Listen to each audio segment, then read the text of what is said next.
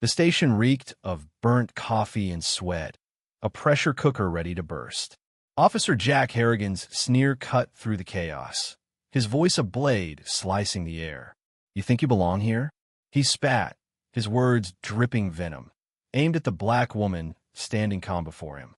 Her name was Dr. Amara Ellis, though he didn't know it yet, and her presence in the precinct was a spark in a powder keg. Harrigan, a 20-year veteran with a badge tarnished by whispers of brutality, saw her as an intruder. Her tailored suit, her steady gaze, everything about her screamed defiance to his world of unchecked power. Around them, the station buzzed. Phones rang. Officers shuffled reports, but all eyes darted toward the brewing storm. Harrigan's face reddened, his finger jabbing the air. "You people always think you can waltz in and take over," he growled, voice loud enough to silence nearby chatter. Amara didn't flinch. Her lips curved slightly, not a smile, but a challenge, her eyes locked on his. The room felt smaller, the walls closing in as if the precinct itself was choosing sides. She's just a civilian, Harrigan thought, probably some lawyer poking her nose where it doesn't belong. He leaned closer, his breath hot with contempt, and spat on the floor inches from her polished shoes. A collective gasp rippled through the room. Officer Daniels, a rookie, dropped his pen. Sergeant Lopez froze, her hand on a file. Amara's voice, when she spoke, was low but sharp, cutting through the tension like a scalpel. "Step back, officer," she said, her tone steady but laced with steel. Harrigan laughed, a harsh bark that echoed off the concrete walls. "Who the hell do you think you are?" he demanded, his hand brushing the holster at his hip, more habit than threat. The station was a tinderbox now, every officer waiting for the next move. Amara's eyes flicked to the bulletin board behind him, where a handwritten note was pinned, "Justice confront prejudice." She'd seen it when she walked in, a quiet omen of what was to come. Before Harrigan could speak again, Captain Malone burst through the precinct doors, his face pale. "Ty Askew." "Harrigan," he barked, his voice cracking with urgency. "Stand down." Harrigan smirked, assuming Malone was just calming the scene.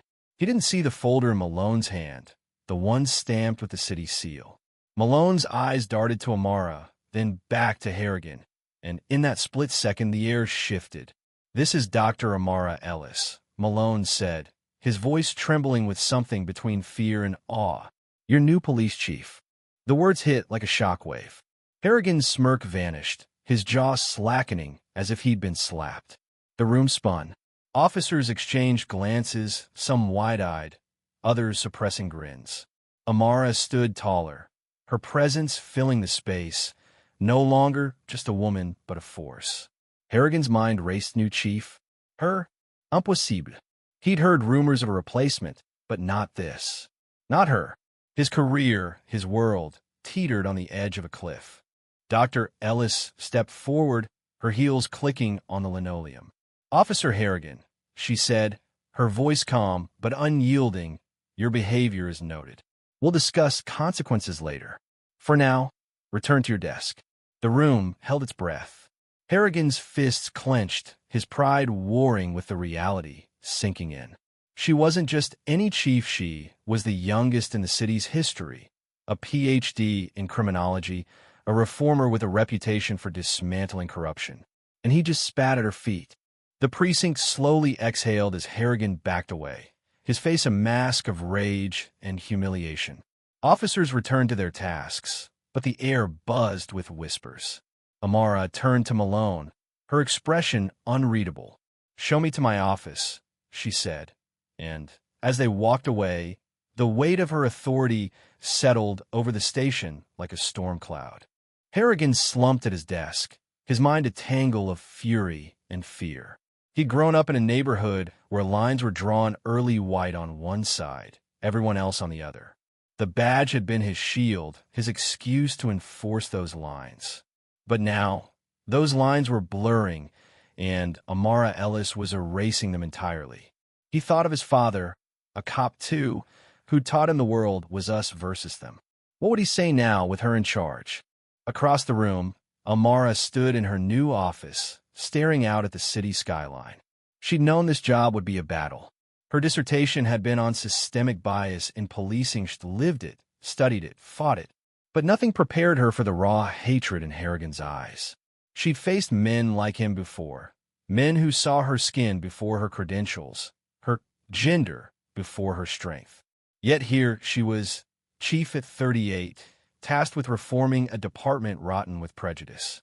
Malone knocked softly, entering with a stack of files. "Ma'am," he said, hesitating. Harrigan's got a history. Complaints, excessive force. Nothing stuck, but Amara nodded, her jaw tight. She'd read the reports. Harrigan wasn't just a bad apple. He was a symptom of a deeper rot. "Start a full review of his record," she said, "and schedule a department meeting. It's time we set new expectations." As Malone left, Amara's phone buzzed, a text from her mother. "You're ready for this. Make them see." She smiled faintly, the weight of her mother's words grounding her. Growing up, she'd watched her parents navigate a world that judged them by their skin. Her father, a bus driver, had been spat on too, once, by a passenger who called him slur. He'd come home, head high, and told her, "Never let them dim your light." Now, she was here, not just to shine, but to burn away the shadows. Back in the bullpen, Harrigan's anger simmered. He overheard Daniels whispering to Lopez about the new chief's credentials. Harvard, top of her class, a TED Talk on justice reform. Harrigan scoffed, but doubt crept in. What if she wasn't just a token hire? What if she was better than him? The thought gnawed at him, unfamiliar and bitter. He glanced at the bulletin board, the notes bold letters mocking him. Justice confronts prejudice. By morning, the precinct was alive with rumors. Some officers admired Amara's poise.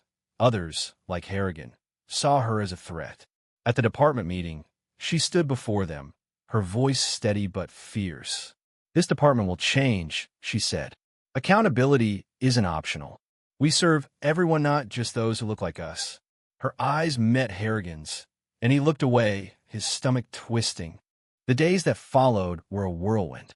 Amara implemented new training on de-escalation, mandated body cams, and open investigations into old complaints. Harrigan's file grew thicker. Witnesses came forward, emboldened by her leadership. He was suspended pending review, his badge heavier than ever. Alone at home, he stared at a photo of his father, wondering where he'd gone wrong. Was it him, or the world changing around him? Amara, too, faced her own battles.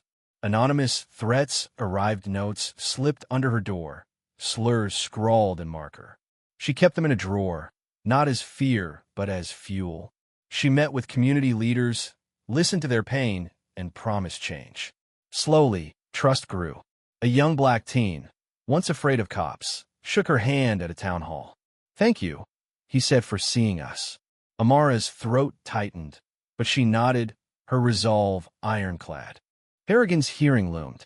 He sat in the precinct's conference room, facing Amara and a review board. His union rep argued he was a product of his time, but Amara's voice cut through. "Time doesn't excuse hatred," she said. "You had a choice." Harrigan's eyes burned, but he had no defense. The board's ruling was swift: termination. As he left, badge gone, he passed the bulletin board. The note was still there, its words a quiet victory. Justice confronts prejudice. Amara stood at her window, watching the city pulse below. The fight was far from over, but she'd drawn a line. This precinct, this city would learn to see her, not just her skin, but her strength, her vision, her humanity. And in that moment, she knew she wasn't just changing a department. She was rewriting its soul. Months passed, and the precinct began to shift under Amara's leadership. New policies took root. Implicit bias training became mandatory, and community outreach programs flourished. Officers who once grumbled now saw results: fewer complaints, more trust from the neighborhoods they patrolled. But the scars of the past lingered. Harrigan's termination sent ripples. Some officers quietly resented Amara, whispering she was too harsh, too quick to judge. Others, like Daniels, saw her as a beacon, proof that change was possible. Amara's days were long, her nights longer. She pored over data, met with activists, and faced the press, her every move scrutinized. A local paper ran a headline: New chief shakes up precinct too much, too fast? She read it, jaw tight, and tossed it aside. Change wasn't supposed to be comfortable. Her mother's words echoed. Make them see. She was trying, but the weight of it all, the threats, the doubt, the endless meetings tested her. One evening, as she left the station, a brick shattered her car window. A note was tied to it. Go back where you came from. Her hand shook as she read it. Not from fear, but from fury. She reported it, but the culprit was never found.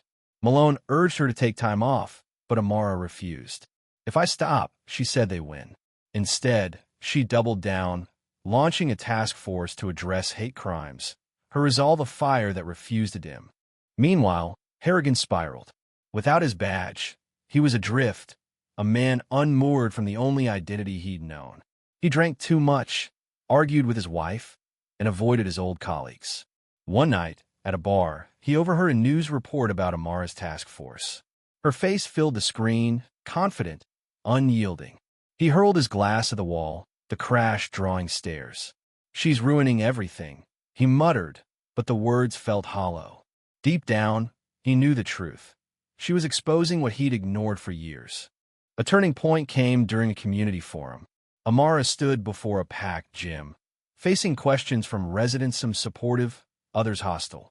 A man in the back, his voice thick with anger, shouted, "Why should we trust you? You're just another cop." The room tensed, but Amara didn't waver. "I'm not just a cop," she said. "I'm someone who's lived your pain. I'm here to build, not break." Her words hung in the air, and slowly, applause broke out. Even a man sat down, his anger softened, if only slightly. Back at the precinct, Daniels approached her, hesitant. "Ma'am," he said, "I want to help. I grew up around guys like Harrigan. I know how they think." Amara studied him, seeing sincerity in his eyes. She nodded. "Start by listening to the community," she said. "Really listening."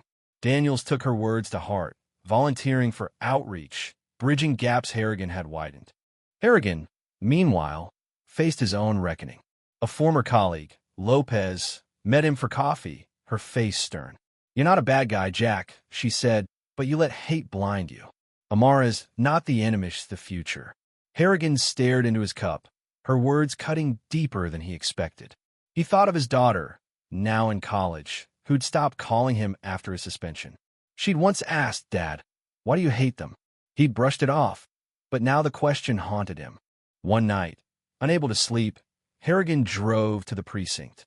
It was late, the station quiet. He stood outside, staring at the bulletin board visible through the window. The note was gone, replaced by a flyer for a community policing event. He felt a pang, part loss, part clarity. For the first time, he saw himself as Amara might. Not a hero, but a man who'd chosen the wrong side of history. Amara's reforms gained traction. Arrest rates for minor offenses dropped, and community trust grew. A national outlet profiled her, calling her a trailblazer. But she kept her focus local, meeting with families, attending church services, walking beats with officers. One day, a young girl handed her a drawing. A black woman in a chief's hat, smiling. Amara pinned it to her office wall, next to her mother's photo. Harrigan's life, though, was unraveling. His wife left, taking their savings. Jobless, he applied for security gigs, but was turned away. His reputation preceded him. One evening, he found himself at a community event, unrecognized in the crowd. Amara was speaking, her voice carrying hope and steel.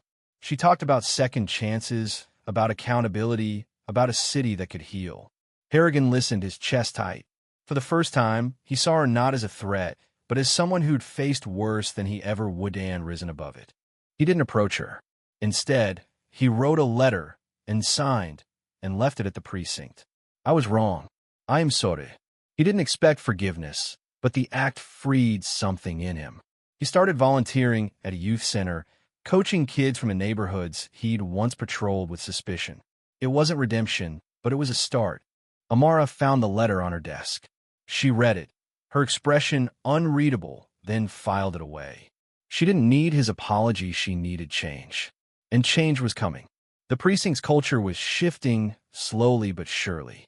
Officers like Daniels stepped up, while others, like Harrigan, faded into the past. The city began to feel different, less divided, more human.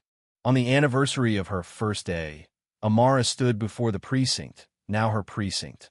She unveiled a new plaque outside, engraved with words she'd chosen: justice, unity, humanity. The crowd, officers, residents, even a few former skeptics applauded. She looked out, seeing faces of every color, every story, and felt her father's words: never let them dim your light. She hadn't, and she never would. Thank you for listening. If you find it interesting, please like and subscribe to follow the next stories.